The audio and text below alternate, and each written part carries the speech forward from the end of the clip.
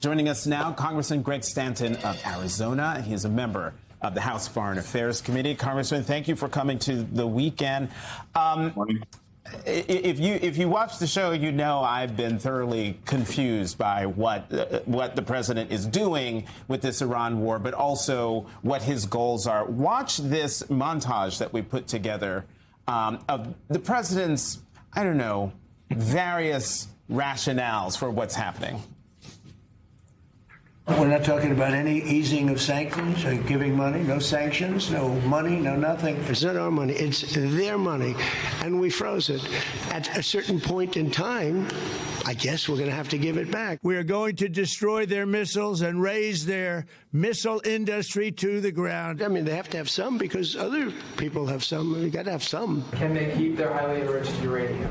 No, we'll probably destroy it after we get it, but we're not going to let them have it. You could make the case, why are you even bothering? Because it's not really valuable. They're really sinister, sick people. I think they're smarter. I think they're very smart. Congressman, that was just a lot to take in. Your reaction? Look, the decision of the president to engage in war with Iran is one of the worst foreign policy decisions in American history.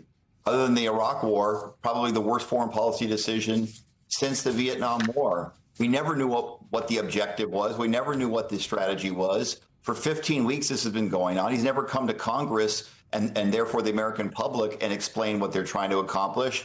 And this MOU is an indication of that.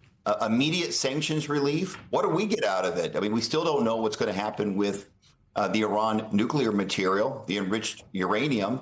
They get Iran gets immediate sanctions. That's tens of billions of dollars. And then 30 days later, they can start charging fees for ships going through the Strait of Hormuz.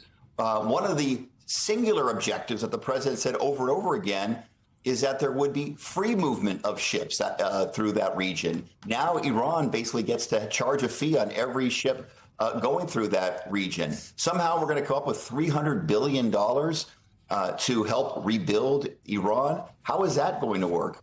And in terms of making sure that Iran upholds its end of the deal, where are the enforceable parts of it? Man, it seems like Iran is getting a heck of a lot out of this agreement. And I'm struggling to figure out what the United States is getting out of this agreement, other than allowing the president to get out of this war, this disastrous decision that he made, and hopefully get lower gas prices for the people of America and our allies. Congressman, you are on the House Foreign Affairs Committee. I wonder, as you've been hearing from and talking to your Republican colleagues, especially on that committee, what has been the change in their tenor of conversation, the tenor of their concern, possibly, when it comes to how the president is operating in the Middle East? Well, look, the president just gave that interview that we saw a moment ago, suggesting he has no limits on his power. The reason why he's able to say that is because Republicans in Congress have put no limits on his power. There have been no checks and balances in our government. I do believe that the Democrats are going to win this election, and therefore will be real limits on the presidential power, or actually implement what was supposed to be what our founding fathers wanted, which is true checks and balances and equality of the branches of government. And look, with the president's popularity going so far down, we're finally seeing some response by the Republicans to stand up to this president. They hate this deal. We know that they all hate this memorandum of understanding, that it doesn't have any real teeth to it, and it does allow tens of millions of dollars to go into Iran, which may be used for its proxies in the region, its terrorist proxies in the region. Now, whether they have the guts to do anything about it, I guess that remains to be seen. Congressman, just sticking on this topic, Republican lawmakers and Democratic lawmakers at the time in 2015 did have the opportunity to weigh in on the JCPOA, passing INARA to ensure that Obama couldn't bypass them. Is there any mechanism that is currently being discussed by some of your Republican colleagues that you think might be sort of similar or analogous to the 2015 process that could actually enable you all to have a real impact on the end deal that is negotiated? Yeah, under the law you referenced, Inara, it does require that the president submit this MOU to Congress. It'll be up to the speaker whether or not there's actually a vote of the United States Congress.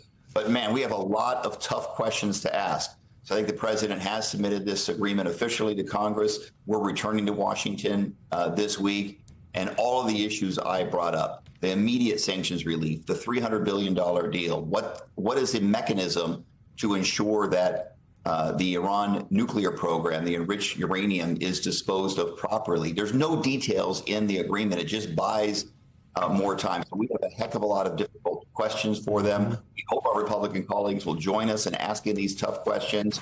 But yes, this is going to be a very challenging time for the Republicans over the next few weeks to justify, to defend this decision of the president to enter this war, which was a disastrous decision. And this MOU, the weakness of this MOU shows exactly why the president never should have entered into this war with Iran in the first place. Congressman, we're out of time, but I have to just ask you real quickly, do you have any confidence that a real deal will be sealed in 60 days? No. Why? How could it be? We've given up virtually all of our leverage to the Iranians, unless the president is planning to re-enter the war with potentially troops on the ground in another forever war, which the American people would be adamantly against, Republicans and Democrats. So I think your analysis earlier, which is an ongoing 60-day extension, is what we're likely to see, because in the short run, Iran gets immediate sanctions relief, and they get to start charging fees to every ship crossing through the Strait of Hormuz. It puts them in a very powerful position, and our leverage has been eliminated. Congressman Greg Stanton asking lots of questions, and we'll be getting some answers, hopefully, for us. Come back to the weekend and let us know what they say.